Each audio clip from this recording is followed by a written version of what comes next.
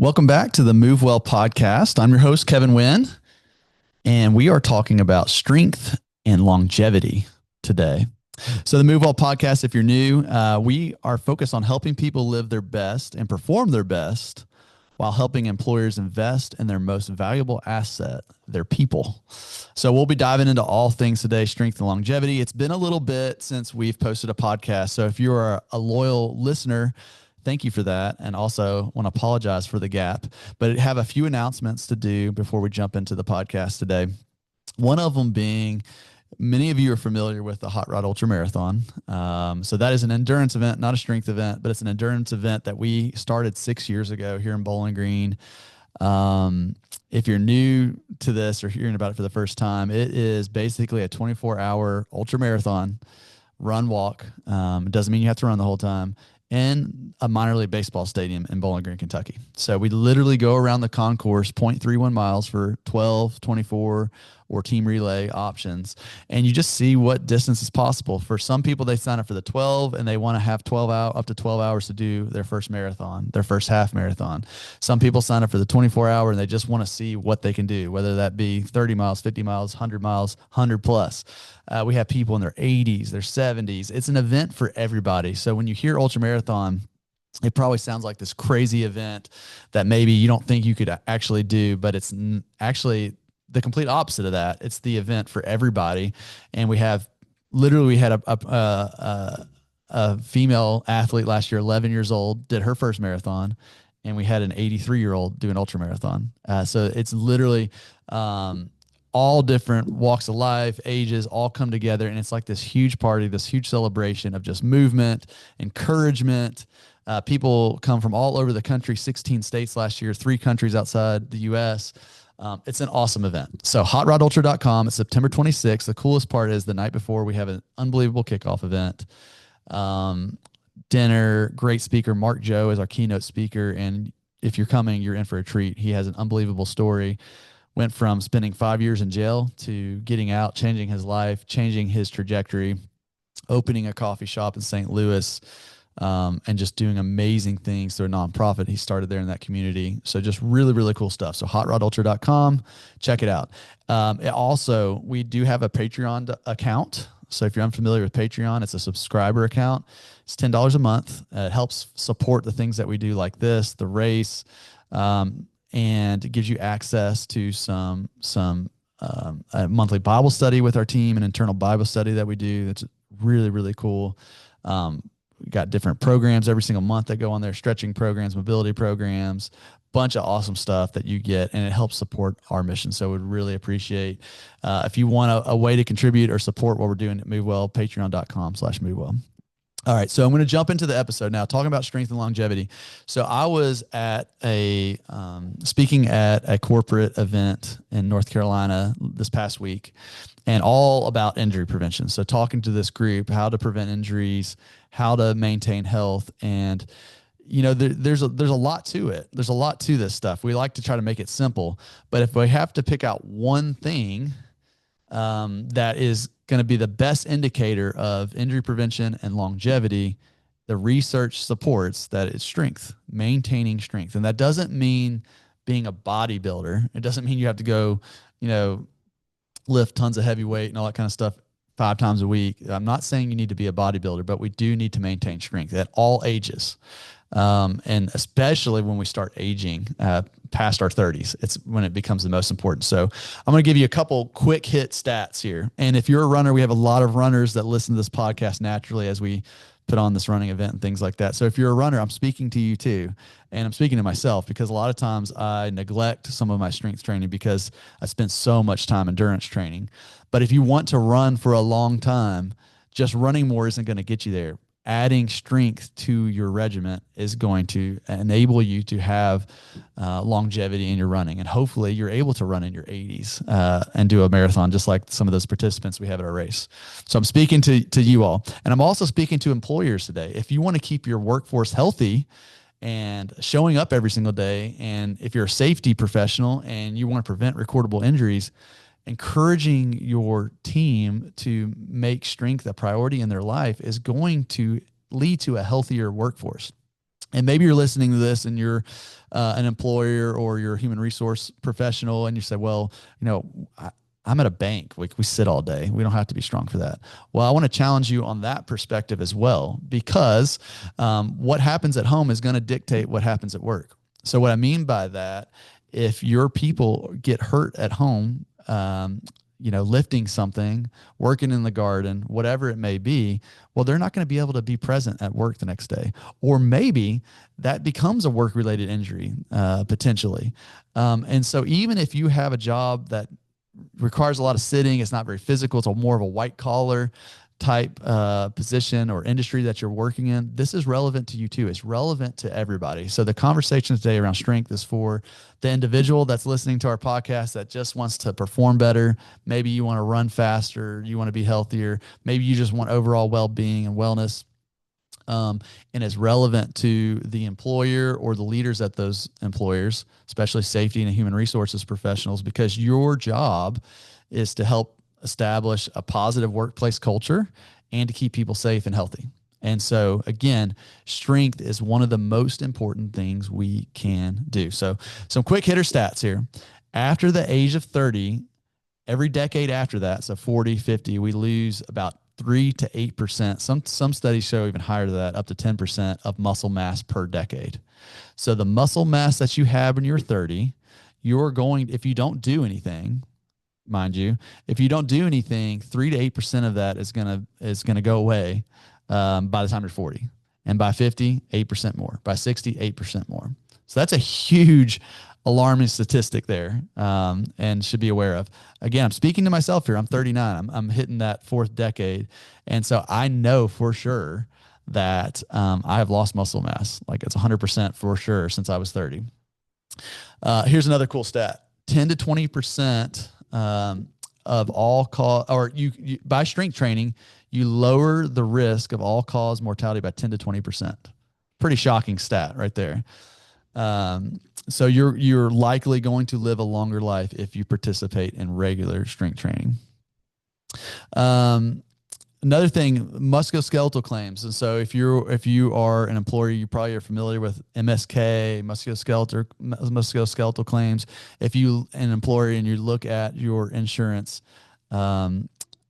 benefits and the expense associated with those, usually it's one of the highest cost drivers for a benefit plan is musculoskeletal disorders. So that's muscle sprains, strains, those preventable type injuries, low back pain, for example. Shoulder injuries, for example. Those are things that we see all the time.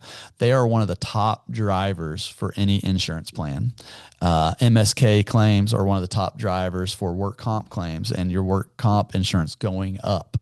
And so again, the way we prevent injuries and mitigate that, the most effective way that research supports is maintaining strength. So we're going to dive into a little bit of that today. We're going to talk about some strategies to get started, some strategies if you're an employer looking to apply that to your workforce, how you can do that.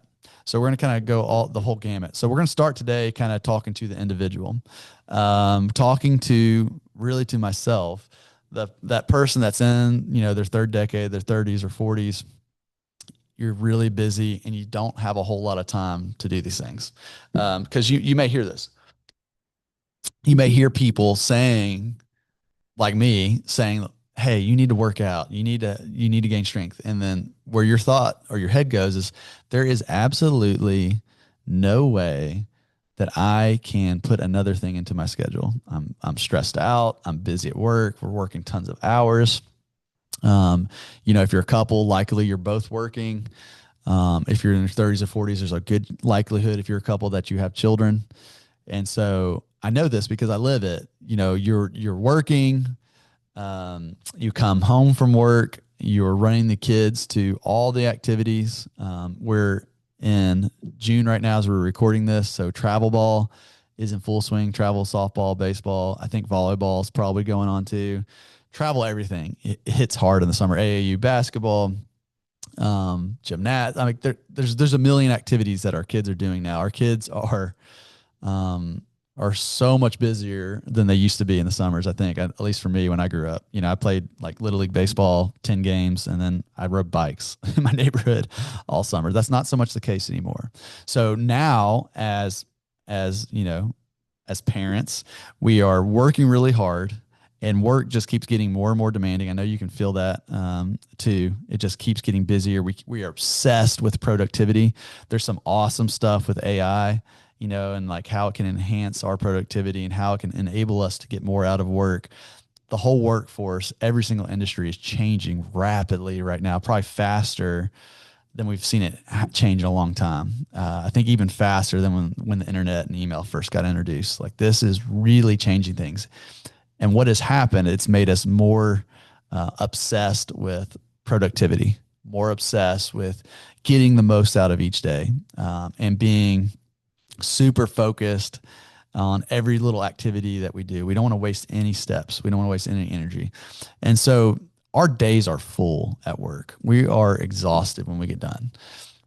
And then we get home, and then we throw everybody in the car, and then we're at the baseball field or softball field or whatever the activity is till 8, 9, 10 o'clock at night. We're traveling on the weekends. Whole other topic, another podcast to talk through is how to eat healthy during all that. So, but likely you're using fuel sources, nutrition that is quick, cheap, and easy because you're having to, eat on the go, and you're exhausted. And then you get home after all that, and the last thing you want to do is go to Planet Fitness for an hour, or to even go out to the garage to your home gym or wherever you exercise. It just feels overwhelming. I feel this same thing.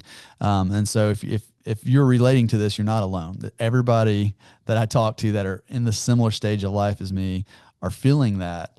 And even if you don't have kids, you're still busy. So I don't want to say, oh, only if you have kids, you're busy. Everybody's really busy. And so likely you're involved in stuff after hours work, even if you don't have children. So all of us are just exhausted. We get done with the day, and all we want to do is relax, go to sleep, or whatever. And so adding in strength training feels impossible. Going to the gym feels impossible. Going to the gym 3 to 4 days a week, which is the recommended frequency to really see strength gains, feels impossible. So, okay, how do we plug this into our daily life? And real quick, I also want to talk to the person that maybe it's, because this is a majority of our listeners too, including myself, you like to run. And so, okay, I'm running, 30, 50, 60, 70 miles a week. That's a lot of training. How in the world can I fit in something else on top of that?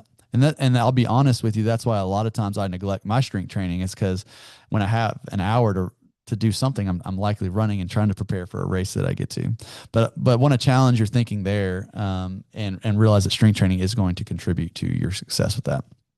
So we're exhausted, we're busy, we only have so much time in the day. How in the world do we fit strength training into that? And I think it's actually a lot more simple than we think. A long time ago, people didn't necessarily go to the gym. I mean, when you look at history, you don't hear about big box gyms, right? Like, that wasn't really a thing. People were just pretty physically active. They would get home and they would, a lot of people would farm. They would do manual labor tasks at work. Our workforces and our job duties have really changed. And so we now have to supplement that into our life. And how do we do that when we're exhausted and tired? Well, I think step number one is strength training doesn't mean bodybuilding, like we said early in the podcast. Okay. Now, training with free weights, all that stuff is great. It's great to do. But if you don't have that available and you can't access that, maybe your day's crazy, you can do simple things. There is nothing better, in my opinion, than a good old fashioned push-up. I remember my grandfather in his 80s. I remember playing baseball with him in the backyard with a tennis ball. And I remember him running. I remember this one moment, he had to have been like early 80s. And I remember he hit the ball, he's running the bases, and we were playing kind of like wiffle ball rolls where you throw the ball and you hit him, you're out. And I remember him jumping up in the air over the ball when I threw it. And now looking back, I'm like, how did Grandpa do that? How did he not pull a hamstring? How did he keep his balance? But one of the things that he did every single morning, and he's a military guy, he was a World War II veteran, is he would get up in the morning and he would do push-ups. Push-ups are great. They're a great activity for upper body strength. but also core strength. Push-ups are simple things that we can do. The other day I started trying to do 100 push-ups a day, and not continuously. There's no way I can do that at this point, but just, over a course of several sets and reps, trying to get to 100. And it's amazing how hard that is. By the end, you're exhausted. Even if you just do 5 at a time and rest, by the end, you are exhausted. And I felt like I had a full total body workout. Push-ups are great. We can always find time for push-ups. And for me, doing that 100 push-ups didn't take very long. It really, I would think, it took less than 10 minutes for me to do that. And I, again, felt like I had a great workout. Obviously, we're activating all those upper body muscles, our chest, our triceps, but a lot of core stability, even engaging our hips when we do that. So it's a great exercise to do. So push-ups, everybody has time for push-ups. Another great exercise are pull-ups. And so there's a lot of great pull-up bars you can buy now that just fit in a doorway. You don't even have to screw anything in. You just kind of pop it in there. Pull-ups are great. You may not be able to do a body weight pull-up, and that's okay. You can buy an assistance band, a resistance band to provide assistance. Just hook your knee, your feet in that, and it kind of gives you that support as you're pulling up. Great exercise to do. So push-ups, we're kind of getting that front side of our body. We call those mirror muscles. Those are the ones that we always want to spend time on working out on. But our posterior side, our back, is something that is often neglected. And pull-ups are a great way to engage all the musculature in our back. Again, and also is great for core stability too. So great body weight exercise. Honestly, it's one of the best exercises you can do. If I go to the gym, I supplement most of my workouts with pull-ups. So pull-ups are simple. It doesn't take a lot of time. Something very easily that you can do and get a great workout from. Body weight squats. Sounds simple, and it is simple, but we can get a great workout from doing body weight squats. And if we want to make those harder, typically we can find something to carry or to hold and do like a goblet squat. So we don't even necessarily need a dumbbell. I'm sure there's something that you can pick up. A bag of something heavy. I'm thinking not all of us have this, but like a sandbag is a great thing. You can buy a sandbag at Lowe's for about $4 or $5. Keep that at your house. It's 30, 40 pounds. You can hold that close to your chest and get a great workout doing squats. Lunges, squats, step ups. These are all great exercises that don't require a lot of weight. Squat jumps. We're getting power and explosiveness, but squat jumps are a great thing we could supplement in with those strength exercises that are also going to get our heart rate up too and build some strength along the way. But step ups, lunges, side lunges, squats are simple exercises that you can do that are going to have some big rewards. And if you can do a little bit of overweight with those by holding something like a sandbag, even better. My favorite hamstring exercise to do is a single leg RDL. So if you're not familiar with that, you can just Google it, YouTube it. Basically holding, it doesn't take a lot of weight. Like 10 pounds is going to actually do a lot. If you've never done these, even 5 pounds you're going to feel some soreness. You're not necessarily going to feel a whole lot of fatigue as you're doing them. But you're going to feel it the next day and definitely the second day. Great exercise that you can do that's going to work on that posterior chain of our legs. So our hamstrings, it does some really great work for core stability, hip stability, ankle, knee. So working on balance as well. And so as we think about, as we're aging, even in our 4th and 5th decade, we are not as good at maintaining balance if we're not working on that. So this is a great exercise that gets us on one leg, makes us maintain that stability and work on that balance, but we're also getting a lot of great strength training from that as well. So again, really, really good exercise. And the thing I really love about it is it trains our hips to hinge appropriately. So when we're talking about injury prevention, especially from the employer standpoint or safety standpoint, a lot of times when we lift and we hurt our back, we're in bad postures, obviously. And you've always been told, and it's not necessarily wrong, keep your back straight when you lift and those kind of things. But a lot of times when we hurt ourselves, it's because we are pretty immobile at our hips and we don't know how to use our hips appropriately. So we hinge at our waist or our low back or lumbar spine and put so much unneeded pressure on that lumbar spine that we have the injury. And so a single leg RDL is reinforcing a really good movement pattern and teaching our hips to hinge appropriately, similar to a kettlebell swing. If you've ever done a kettlebell swing, great exercise. Again, doesn't need a lot of weight. And it's going to work that posterior chain, but also do some really cool education for our hips. And so talking to the runners here now, that is one of the best exercises, in my opinion, to increase running performance, but also longevity, because you're doing some great hamstring training and training your hamstrings in the appropriate way. When we go to the gym and we do like some hamstring curl machines, we're training our hamstrings in a manner that's not very functional to everyday life. It's not very functional to running specifically.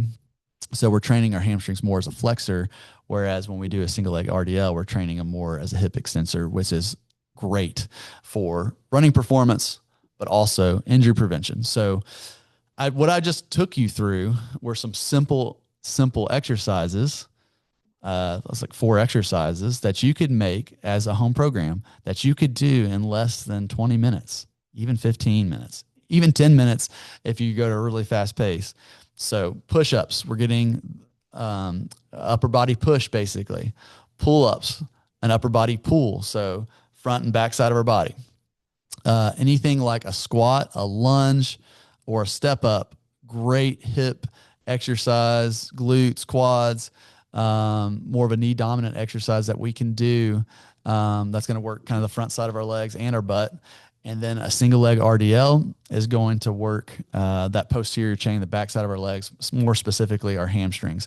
All of these exercises that we're talking about are very functional as well, because they are working on our stability. So it's engaging our core along the way too. So getting a lot of bang for our buck. So simple exercises that you can do and make a part of your home program. Obviously 3 days a week is going to be optimal here. If you've spent a lot of time training, you kind of know the research behind that. 2 days a week, we're able to kind of maintain some baseline strength. So if we can at least find 2 days a week, 15 to 30 minutes home program, even if you have to do that throughout the day. So maybe you don't even have 15 to 30 minutes, but you have 5 minutes here, 5 minutes here, 5 minutes there. Okay. Do all your push-ups that 5 minutes. Do your pull-ups, the next 5 minutes. We call those exercise snacking. And some of the new research coming out on that even is that we can actually have a lot of benefit from just the 5 minutes. The American College of Sports Medicine recommends 30 minutes of activity 5 days a week, 150 minutes a week. But some of the research has shown that 30 minutes doesn't necessarily have to be continuous. I think it's optimal, but if we can at least do 5 minutes at a time, hey, we're going to have very similar outcomes and results. So easy way to plug that into your day. And for the runners out there, you need to be doing these things. The last exercise I want to talk about that I really, really love, and it's a great total body workout and takes 5 to 10 pounds, in my opinion, to really even feel a pretty good workout. If you've never done these before, 5 pounds is going to be totally sufficient. Even if you hold a can of soup at your house, you're going to feel something. But that exercise is a Turkish get up. There is no way I can probably talk that out very well here and give you a step-by-step instruction. It's going to be one of those things that you're going to have to also YouTube or look at. But basically what it involves is starting on the floor on your back with one knee bent, holding a weight. Like I said, 5 to 10 pounds is going to be a great place to start if you've never done these before. And basically going from your back to your knees to standing, holding that weight up in the air. And there's a proper technique to do this. I think you would best be suited to look this up because I don't think you'd probably follow if I'm just talking it all through here. But basically come to a standing position and come back down. 5 to 10 of those per side, per arm, is going to give you a killer workout. And so let's say you don't have time to even do those 4 exercises I listed. Just doing this Turkish get up is going to be one of the best total body movements that you can do. Tons and tons of great core work, hip work, working those hips in a really great way, getting shoulder stability, all all kinds of things are happening at once with that exercise. So it's a great exercise you can do. So if this resonates with you, and maybe you're just looking to get started, I think that would be a great next step for you. If you are in your 30s and 40s, this is something you need to be doing. This is investing in your longevity and your health. We hear all the talk about longevity, and there are a lot of quick fixes out there that, hey, drink this one thing, do this one thing, and you're going to live forever. It's kind of what we are sold. And I'm not discounting that or saying that's wrong, but research over and over and over again proves that lifting heavy things is one of the best things we can do for our longevity, but lifting heavy things consistently. I got asked a question yesterday at a group I was a part of, and it wasn't specific to strength training. It was more specific to kind of my personal prayer life and things like that. And I don't know why. I think I get this reputation of that I'm doing all this like hardcore retreat stuff all the time, that I'm spending hours a day in the woods, or I'm going off, multiple weekends and spending time in quiet reflection and things like that. And that's not really the case. But I do feel that I have a high level of retreat, and I'm going to relate this back in a second. But the question was, what do you do? What's your kind of your daily routine? And I started thinking about it, and I don't spend a lot of time consecutively in contemplative prayer, or even running sometimes, where that becomes kind of a prayerful activity to me, because I don't listen to stuff. I typically pray as I move my body, or reading or whatever. But I kind of just build it into my day, and I stay really consistent with it. It's not something that I do for a week and then I don't do for 6 months. Pretty much every single week I'm doing something consistently, and I'm usually doing something every day, even if that's 5 minutes. It's incredible if you just stay consistent, even a little bit, how much further you will go. You will get so much further than a New Year's resolution that lasts 2 months. And so if you want to increase your strength and you want to go all in, you join the gym and you go 5 days a week, an hour or two at a time, and that dies off after 3 months, even 6 months, you will get much further doing something similar to what I described consistently every single week for multiple years.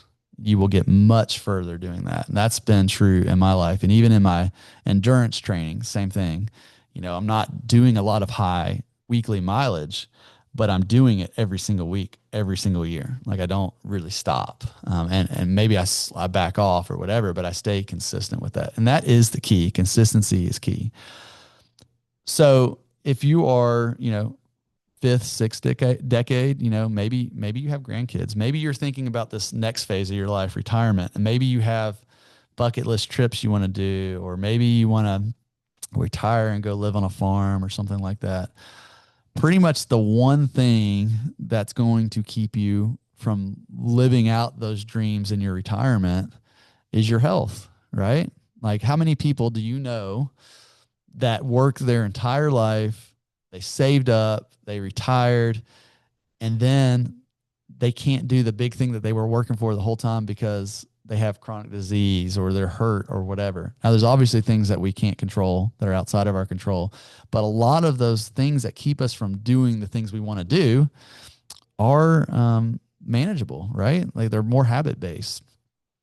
So the last thing we ever want to do is work our whole life for something and have our health get in the way when it was something that was preventable or treatable.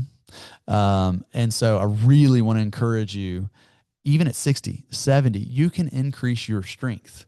So just because we lose muscle mass, and the research shows that we lose muscle mass every decade after 30, it doesn't mean that that's just naturally going to happen if we're not doing something about it. I don't know if that even made sense, but basically we can prevent that. We can reverse that curve. We can increase strength every decade. If I'm not working out at all in my 30s and I really get serious and consistent in my 40s, I'm probably going to be stronger than I was when I was 30. So you're reversing that curve. You're changing your long-term trajectory.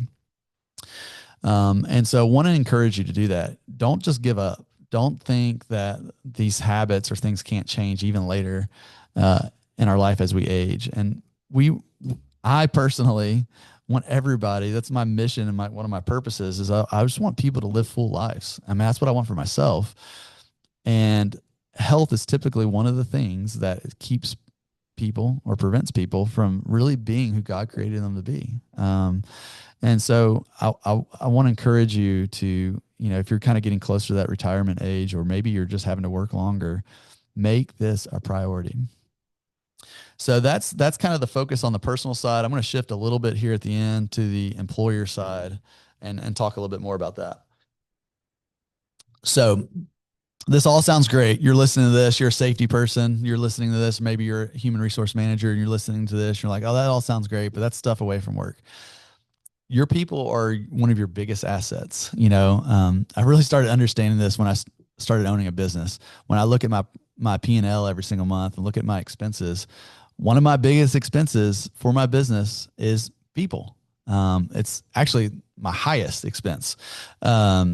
And that's pretty much the case with every business. It's the benefits associated with the salaries, the wages, the taxes, all the stuff that comes along with building a great business and having great people. And that's not a bad thing, by the way. That is the point of business, is to, one, obviously make a profit. That's number one. But there's people, the businesses serve people, right? Like they serve people. And then we need to serve the people that are in our business too. So one of your biggest expenses is your people, your personnel. And for some reason, as employers, we don't look at people sometimes as an asset to our business. We don't look at them in the same way that we do other areas of our business, especially our expenses. So what I mean by that is maybe you're in a manufacturing industry and you have tons and tons of these robotic machines that are super, super valuable to your business.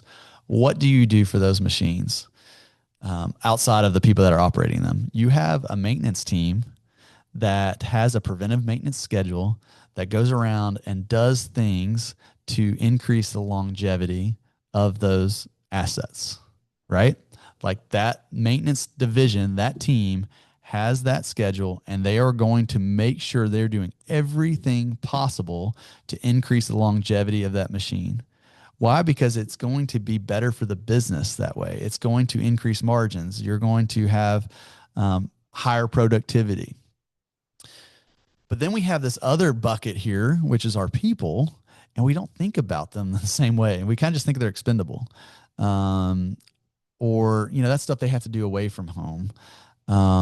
That's stuff that, I don't care what they do at work, but when they show up here, they just need to run this machine.